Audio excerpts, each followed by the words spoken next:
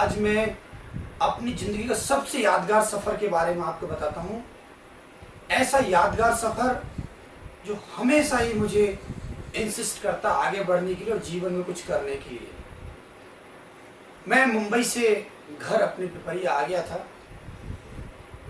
मैं जो पैसे कमा कर लेकर आया था उससे मैंने पिपरिया में एक चाय पान और नाश्ते की दुकान खोल ली थी।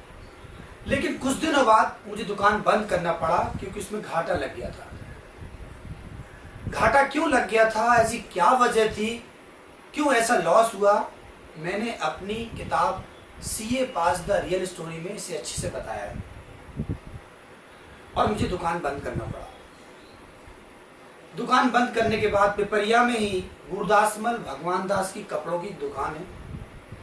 मैंने वहां जाके नौकरी की और घाटे को कम करने की कोशिश की। लेकिन मैंने कर्जा लोगों से इतना ज्यादा ले लिया था कि मैं नौकरी करके वो कर्जा नहीं चुका पा रहा था। तो वो कर्जेदार मुझे रास्ते मिल जाते, मुझे मारते पीटते और वसूली करने के लिए, रिकवरी करने के लिए तरह तरह की मुझे यातनाएं देते, मेरे माइंड को डिस्टर्ब करते। और मैं सबसे यही कहता था कि जब मेरे पास पैसे आएंगे मैं आपको सबको दूंगा, आप चिंता ना करें। लेकिन लोगों के पास समय नहीं होता है। और मैं उन सबसे बहुत परेशान हो गया था क्योंकि कई बार उन्होंने मेरी बेइज्जती की।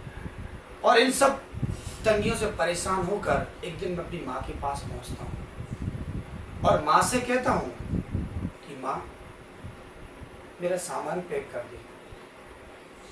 माँ ने चिंता से मेरी ओर देखा।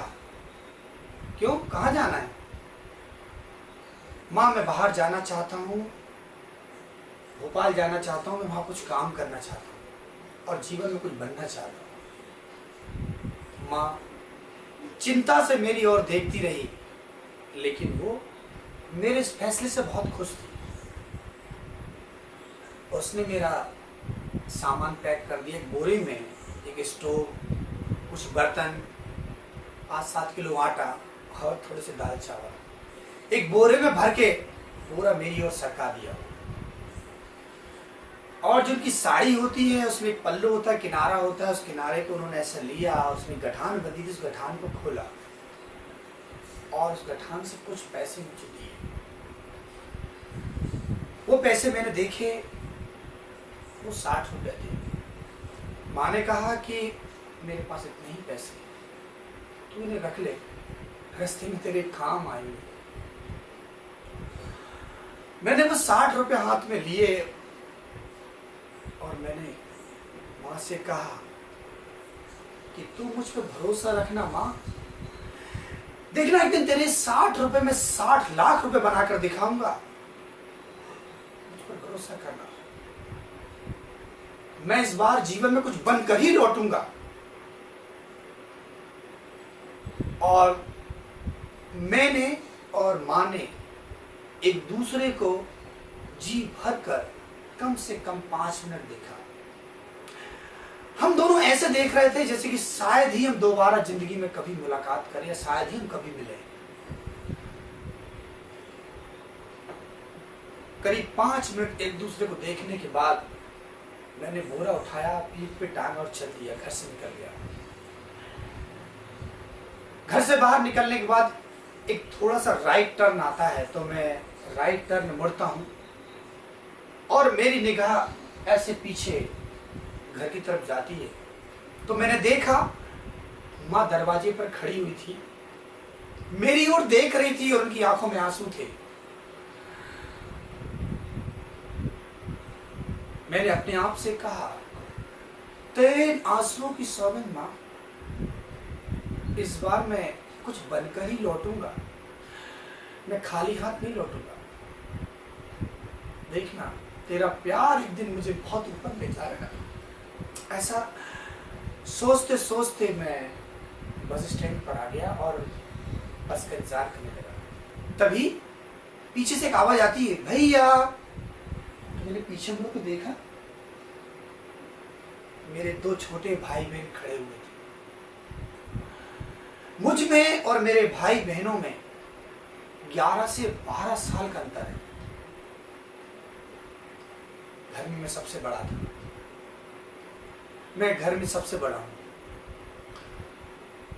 बहन ने कहा, भैया माँ ने ये खाना दिया है, आप इसे रास्ते में खा लेना, और हाँ, चिट्ठी लिखते रहना और परदेश में अपना ध्यान रखना। मैं उन दोनों की बातें सुनकर बहुत भावुक हो गया। सच में मैं बहुत भावुक हो गया। और उसी समय मैं रोड पर घुटनों के बल बैठ गया। भाई को यहां गले लगाया, बहन को यहां गले लगाया और जोर से गले लगाया। और मैंने कहा कि तुम दोनों बिल्कुल भी चिंता मत करना, तुम मेरा इंतजार करना, देखना एक दिन मैं बहुत बड़ा आदमी बनूंगा और तुम्हें अपने साथ लेकर जाऊंगा। तुम दोनों बिल्कुल भी चिंता मत करना, मैं तुम्हें लेने जरूर आऊंगा। ऐसा मैंने उनसे वादा कर लिया और काफी देर तक मैं दोनों को चिपकाया रहा। उसके बाद बस आ गई और मैं बस में चढ़ गया। बस में चढ़ने के बाद सबसे पहले मैंने सामान को ऊपर रखा और खिड़की की तरफ भागा और झांक कर देखा तो मेरे दोनों छोटे भाई बहन खड़े हुए थे, मेरी ओर ऐसे देख रहे थे। मैं उन्हें ऐसे देख रहा था, वो ऐसे मुझे देख रहे थे। हम लोग किसी भी प्रकार की कोई बातें नहीं कर रहे थे, बस एक दूसरे को देखे जा रहे थे, बस एक दूसरे को ही देखे जा रहे थे। शरीर में कोई हलचल नहीं थी, कोई कंपन नहीं था, लेकिन आंखों आंखों में हम एक दूसरे से वादा कर रहे थे कि जरूर मैं लौट कर आऊंगा। बस चलने को तैयार थी, मैं उनको देख रहा था। बस चलने लगी, मैं उन्हें देखता रहा। बस चलती गई, मैं उन्हें देखता रहा। मैं उनको तब तक देखता रहा जब तक कि वो आंखों से ओझल नहीं हो गए या मुझे दिखाई देना बंद नहीं हुए। इसके बाद मैंने जिंदगी में कभी भी पीछे मुड़कर नहीं देखा, कभी मुड़कर नहीं देखा। ये मेरी जिंदगी का सबसे यादगार सफर रहा था, जिसे मैं आज भी भूल नहीं पाता हूं। मेरी जिंदगी का सबसे बड़ा टर्निंग पॉइंट आप इसे कह सकते हैं, और ये यादगार सफर हमेशा मुझे याद रहता है। मैंने वादा अपने छोटे भाई बहनों से किया था। वादा हम अपने माता पिता से करते हैं, वादा हम अपने आप से करते हैं सफल होने के लिए। डियर स्टूडेंट, अगर आपके वादे में जान होगी ना, तो आपको सफल होने से कोई भी नहीं रोक सकता है, बशर्ते कि आपका वादा बहुत स्ट्रांग होना चाहिए। और ऐसा ही कुछ वादा मैंने अपने भाई बहनों से किया। ये जिंदगी के मेरे सबसे यादगार सफर में से एक है। आज ये सफर मैंने आपके साथ शेयर किया, मुझे बहुत अच्छा लगा। आपका बहुत बहुत धन्यवाद। आपका बहुत